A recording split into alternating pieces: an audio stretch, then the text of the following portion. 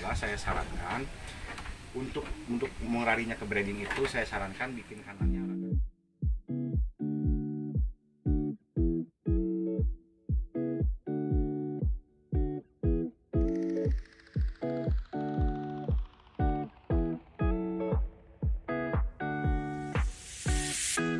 It's been 3 days since I've seen you, and I just can't forget, girl, gets worse. I spend all night trying to feel good, trying to forget about you. I can't forget about you. Oh, I can't explain just what you've done. Oke, hari ini saya berada di Kabupaten Garut, tepatnya di wisata domba Wisdom di desa Rancabango. Nah sekarang kebetulan saya lagi berbincang-bincang sama Pak Ndut, pemilik domba-domba Garut ini. Dan insya Allah mungkin sore ini akan kontes ya Pak? Besok akan kontes ke Sumedang. Nah salah satunya domba Astra Jingga. Domba Astra Jingga ini bulan kemarin sudah mendapatkan sapi. Yang ini bobotnya sekitar 63 kilo dengan umur 4 tahun.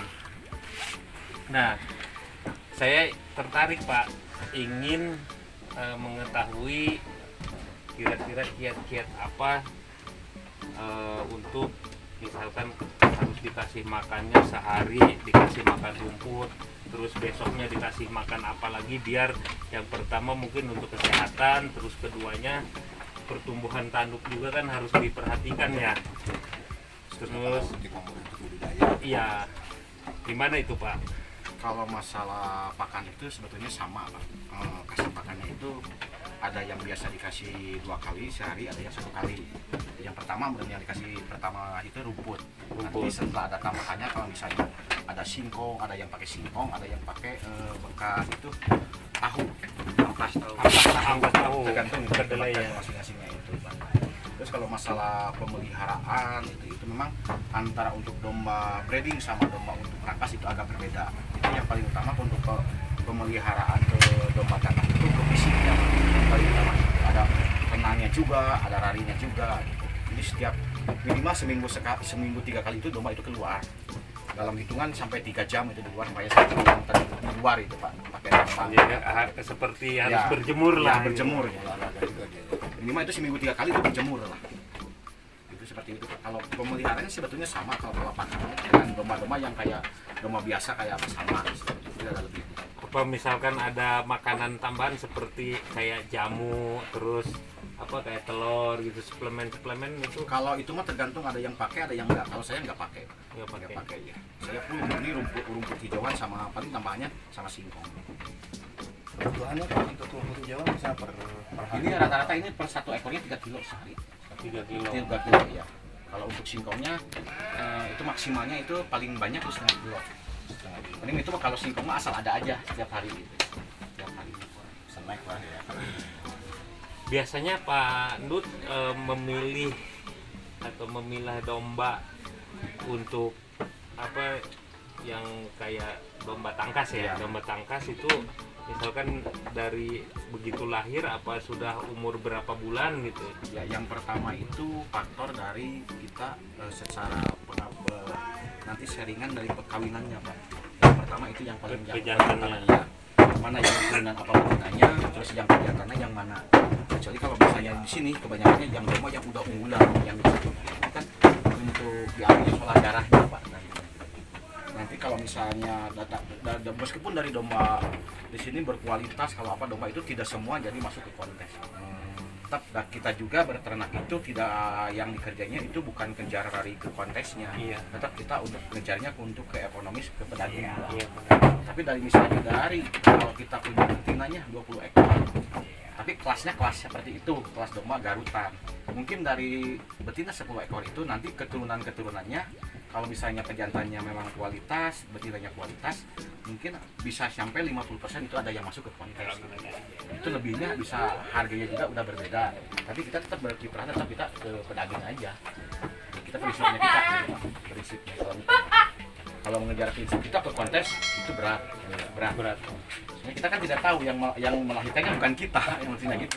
Nah tadi itu Pak, saya ada 10 betina, kan berarti kan anak kan setahun berapa kali rata-rata kalau domba? Kalau domba yang kayak gini itu 2 tahun itu cuma 3 kali. 2 tahun 3 Iya. kali. Nah biasanya kan kalau yang udah ahli nih pengalaman kelihatan tuh,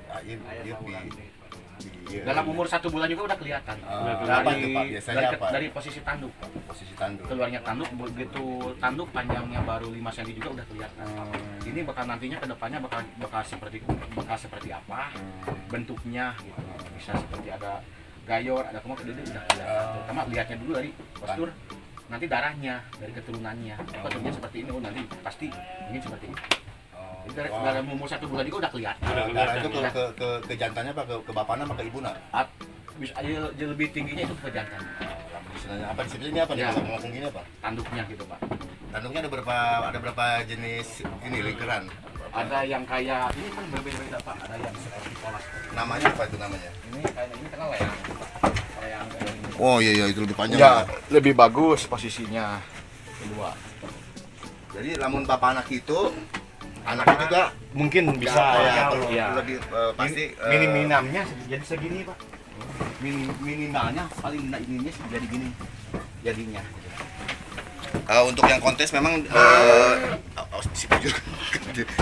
Ini apa namanya indikator utamanya memang dari tanduk. Dari tanduk, Pak. Posisi tanduknya. Jadi, Kalau postur mah kan tergantung ya, pakan ya. Itu ada kelasnya. Oh. Kalau bobot itu ada kelasnya.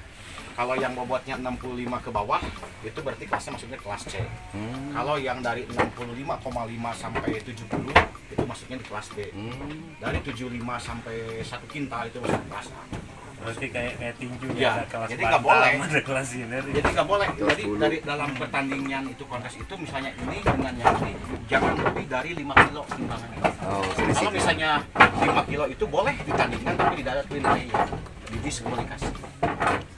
Maksimalnya itu 4 kilo tapi jarang ada yang berani kalau cuma 2 kilo sampai 3 kilo ada pasti berani bertanding.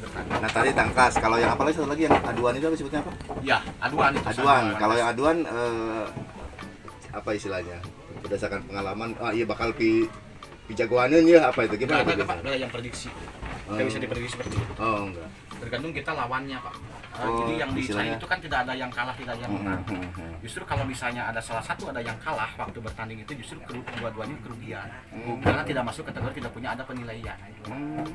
Jadi yang dicarinya itu seninya, nilai. Jadi yang juara itu nilai yang paling tertinggi. Jadi dalam sehari itu misalnya di kelas C misalnya ada misalnya 400 ekor, cuma diambil cuma 6 ekor yang masuk kategori juara. Jadi diambilnya nilai yang paling tertinggi dari 400 ekor domba itu. Berarti dengan catatan ketika Ya. dia ditanding Udah jangan ada kelihatan. yang Ya. kalah dan Ya. jangan ada yang menang. Tetap ke safety juga soalnya Pak Iya. ya. Jangan sampai dipaksakan sampai tidak Eh, kehabisan gitu kayak ya. adu Nggak potok bisa. Oh, gitu ya. Jadi udah ada punya ini, Pak. Ini yang dengan Ketat ya aturannya ketat lah, nggak Ada bisa aturannya sembarangan ya. ketat. Biasanya sekali berapa kali hantaman tuh Pak? 20. 20 hantaman. 20 bulan. 20 pukulan.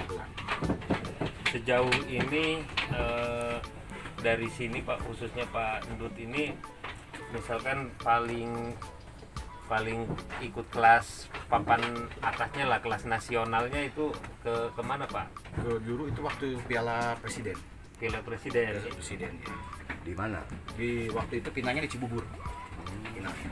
Juara Pak. Nggak ada yang masuk, Pak. Itu kelasnya udah kelas. Nggak bisa diprediksi, Pak. Seperti ini kadang-kadang ini juara kemarin. Jadi kalau misalnya besok tergantung dilihatnya ke kesehatannya domba. Kan kita tidak tahu, domba itu menurut saya itu sehat. Tapi kan tidak tahu dia tak ada yang sakit, tidak bicara kan. Iya. Kadang-kadang tidak mau berantem secara pemidangannya kemarin mah ini kadang-kadang waktu itu mah kurang. Gitu. Jadi tidak ada yang memprediksi domba ini, bahkan setiap kali kontes itu nggak bisa. Bisa tampil fit Ya, gitu ya. tampil fit gitu. Sekarang Pak Endut ini udah memiliki berapa ekor Pak yang khusus buat kontes? Yang sekarang udah siap tempur itu 8. 8 ekor. Ya, 8 ekor. Kalau yang masih calon cadangan itu ada 6 ekor.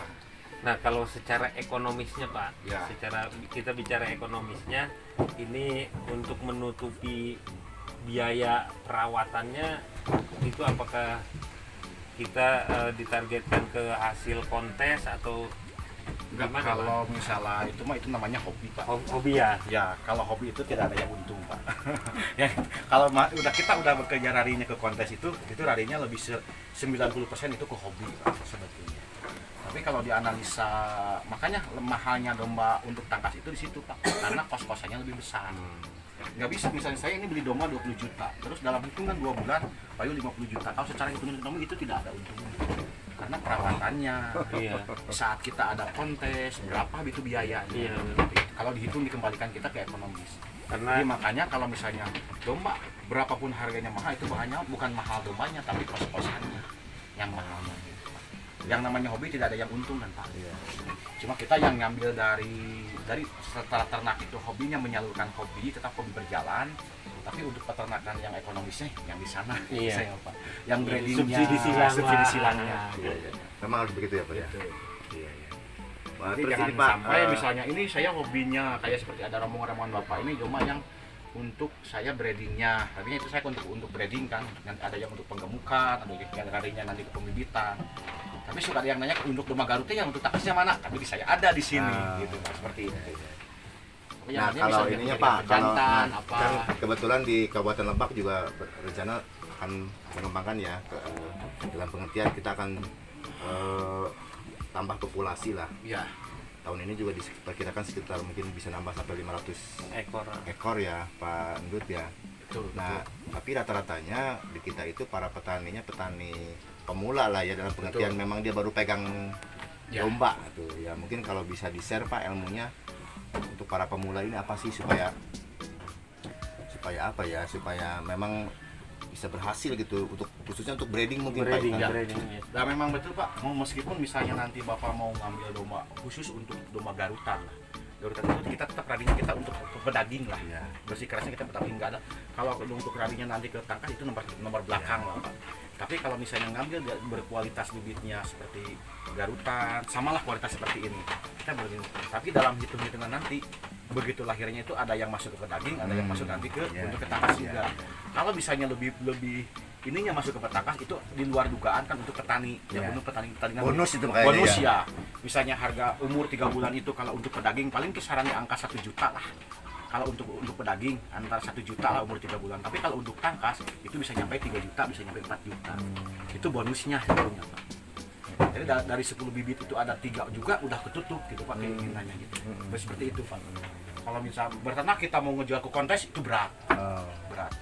Tapi kami hanya dasar pengalaman, apalagi dari peternak-peternak baru, tetap kami nyarankan untuk breeding Pak. Jangan sampai ada kandang untuk yang pertama itu kandang satu-satu seperti ini, karena untuk tingkat keberhasilannya untuk kehamilan sampai ke melahirnya itu berat. Karena kenapa dikembalikan lagi ke perawatannya ke peternaknya sendiri.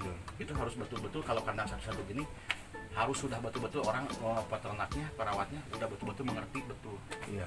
Kapan dia Sirkusnya dombanya itu kalau bisanya satu-satu, oh betul ini tuh udah siap, udah pingin kawin dikawinkan. Betul dikawinkan dalam hari itu. Tapi siklus itu dalam 21 hari dia kadang-kadang dia pingin ada birahi lagi.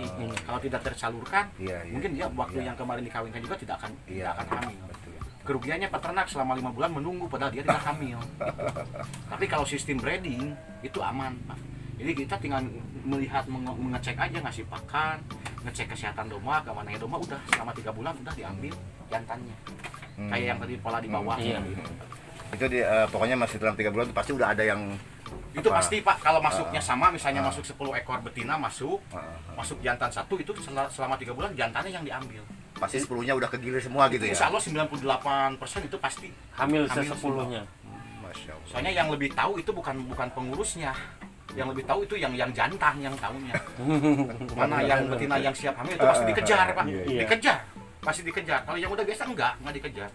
Kalau yang udah siap dia pingin ilmu dikejar-kejar tahu sama jantannya. Kalau enggak ada berhenti sama-samaan ya kayak tadi lah Bapak lihat lah sendiri gitu. Kan udah pada bunting semua Ya, tuh. udah pada bunting semua. Jantannya jadi Diam. diam.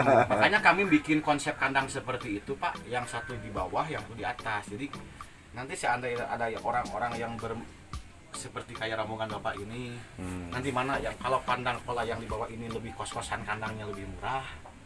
Kalau yang di atas itu memang lebih mahal, tapi kelihatannya mewah. Tapi kalau kayak hop lah kayak luar negeri gitu Pak. Tapi yang di bawah itu kan kayak kalau dilihat itu kayak luar negeri, tapi lebih murah kos-kosan.